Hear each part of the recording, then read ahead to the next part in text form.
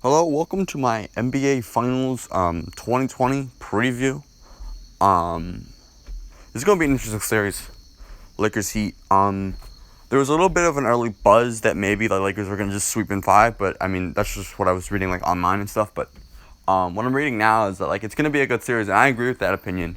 I mean the Heat's 2-3 zone is definitely going to have definitely going to create some problems for LeBron James and the Lakers. I think it's going to be a really interesting series. Let's get into what I think will be key in this series.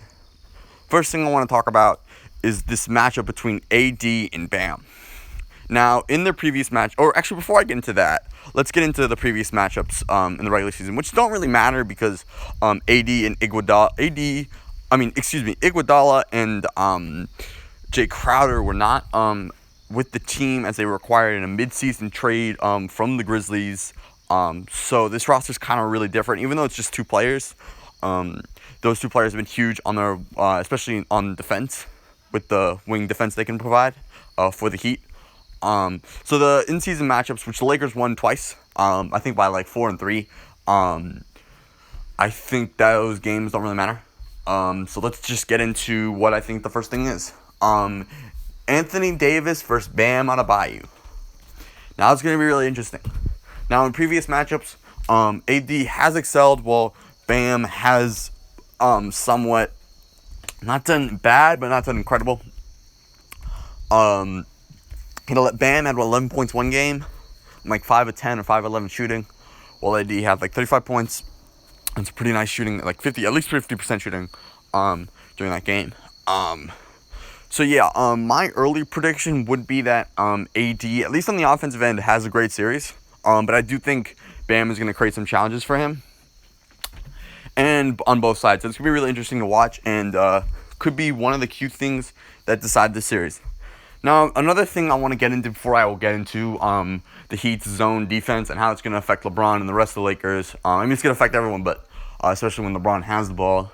And I guess it would affect Rondo too because he's a primary ball handler as well. Next thing I want to get into is, can the Lakers play big in this series? Can Dwight Howard be serviceable in the rotation?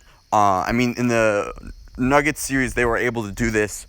Dwight Howard definitely got into some foul trouble during that series. And at times, yeah, they kind of had to go small ball with 80 to 5. In the Rockets series, they had to do it because, I mean, the Rockets kind of dictate the way they play. They play any team that plays them just because how small they play. Now, with the Heat, I think it's going to be a little different in my opinion. But I do think one of the big challenges for the Lakers in this series is the ability for them to find minutes for Howard. So AD does not have to play to the five position until like the last couple minutes of the game in crunch time. And now I want to get into how the zone defense. Now this zone defense, 2-3 zone that the Heat does, or at least I think it's a 2-3 zone that the Heat does, is going to be challenging for the Lakers just because the way they play it, they force you to move the ball to like KCP and Danny Green. And not necessarily they're getting open shots there, but they maybe have to create a little bit, and that's one of the challenges that the Lakers don't have a lot of playmakers. And this zone kind of wants you to, get to your lesser playmakers, and that's not really a favorable position for the Lakers. So that's one struggle for them. I do think LeBron will find a way around it just because I think he's that great and that smart. I mean, LeBron's basketball IQ is very high. And yeah, that's really all I got. I mean, there was a couple things on ESPN I was reading that like how they're cleaning like the Lakers and Heat. Their rebounds are like first and fourth per cleaning the glass .com. So I mean, I might want to mention I'll mention that, but I feel like that's kind of someone else's like series preview, so I don't want to steal that. But yeah, I do think the rebound battle in this series will be huge, as both teams are really good in it. And I mean, that's really all I got in this series preview. It's going to be a really interesting series. I do think just based on like how Lakers have played all these three games, there's going to be a game where they shoot under 30% from three. It's happened in It's happened in every series they played in. Happened in Game 1 against Portland. Happened in Game 2 against the Rockets, or Game 1 against the Rockets, and it happened in whatever game they lost against the Nuggets, like game 4. It happened in game 4 against game 3. But yeah, I do think there's going to be a game where the Lakers shoot under 30% from 3. But I mean, it's going to be the thing that the reason I'm favoring the Lakers in this series is that when the Lakers can hit their shots, they're pretty much unstoppable. I mean, how do you got LeBron when you have 3-pointers that can hit shots on this team? It's hard to do that.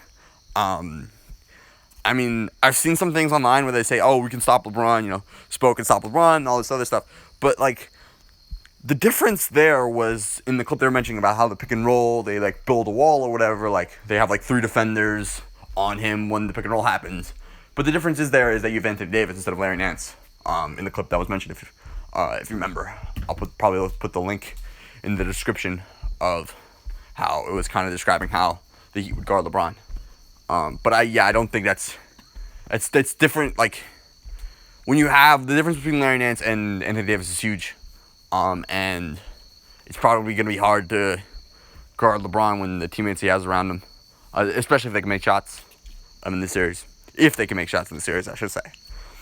But that's really all I got. I do think this will be Lakers in 6. I've been 1 game off of the Nuggets series. I was Lakers in 5. It was Lakers in 5, not Lakers in 6. Rockets, it was Lakers in 5, not Lakers in 6. I just think that there's going to be 1 game where Jimmy Butler goes off. Or not goes off statistically, but just his playing ability just goes off. Or Tyler Hero goes off. There's just going to be one of those games where that happens. But I mean, I do think Lakers in 6. And just this is kind of off topic, but the Lakers playing without Avery Bradley and being in this spot, Avery Bradley is their starter, their 2 starter.